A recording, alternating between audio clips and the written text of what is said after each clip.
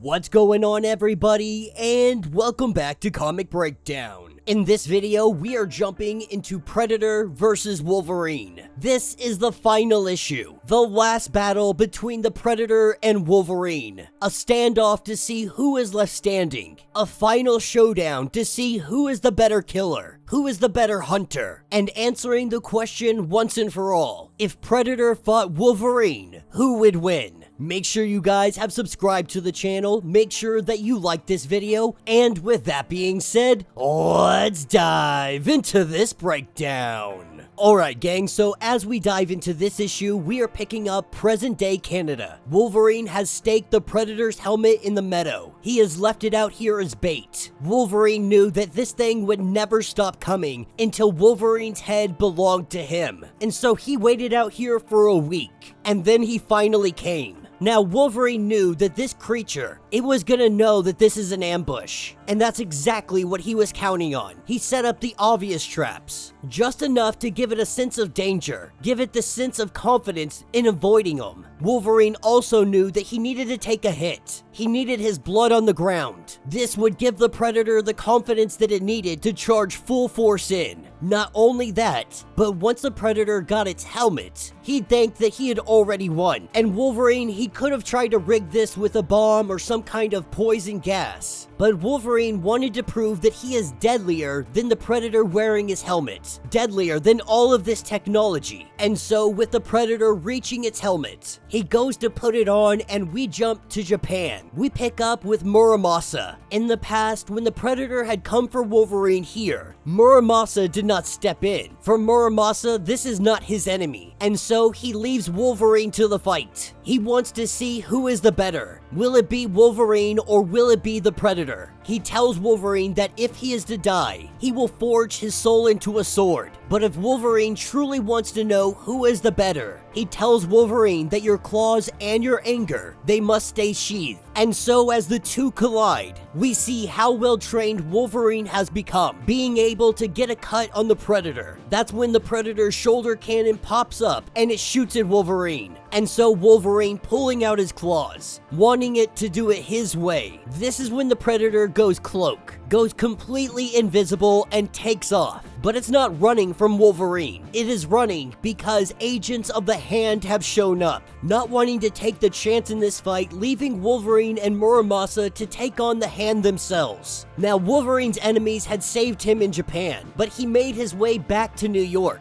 back to the mansion, showing up here only to be met by Charles Xavier. And that is when the target shows up on Charles Xavier's head, the 3 dots ready to take him out. Wolverine tackling him to the ground. And now Charles barely conscious. As Wolverine looks to the woodline, he sees the missiles coming in. The missiles landing on the upper part of the mansion. And so Logan tells Colossus to get Charles Xavier to safety. He is headed to the upper floors where all the children are. As he goes in to help Kitty, this is when the ropes wrap around him and zap him. As the Predator comes in to finish the job on Wolverine, that's when Nightcrawler bamps in, grabs Wolverine, and bamps out. Wolverine very upset that he's even involving himself. The truth is, Wolverine knows that this is his fight, that he has brought danger to everybody. One of the reasons why he doesn't want to be here, or he believes that he shouldn't be here at the mansion. He's got too many enemies, and these enemies are jeopardizing the people that he loves. He tells everybody to stay away, with him taking off to go find the Predator. He finds it, but it has Rogue.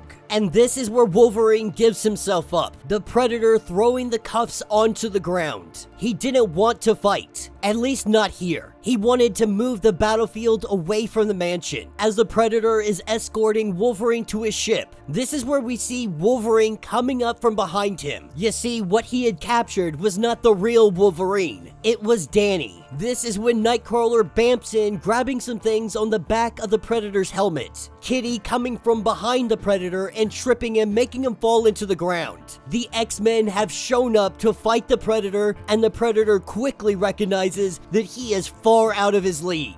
After his defeat, he goes invisible and he takes off, picking us back up in present day. Wolverine leaping down on top of the Predator, driving his claws right into his back. With a giant electrical charge, we see Wolverine flung off the Predator. The Predator pulling out a dagger. Wolverine lets him use him like a sheath. They were going to end this eye to eye. For a fatal moment, they were one and the same. He thought this might have been the end, but the Predator refused to die on Wolverine's terms. He didn't recognize the numbers, but he knew a countdown when he saw one. The Predator was going to get his trophy even if it meant taking his own life. And with the detonation, we see the two of them explode. A giant blast reverberating in all directions. And in the aftermath, Wolverine isn't sure how many days had passed, but when he finally pulled himself out of that crater, there was an emptiness inside of him. It took him a while to realize where this came from, but if he's being honest with himself, he misses being hunted by the Predator, misses having something out there keeping him on his toes, constantly looking for him. But in the aftermath of this explosion, the Predator's dagger was left behind. Wolverine seeing his reflection in the blade, remembering its keen edge every day of the rest of his life.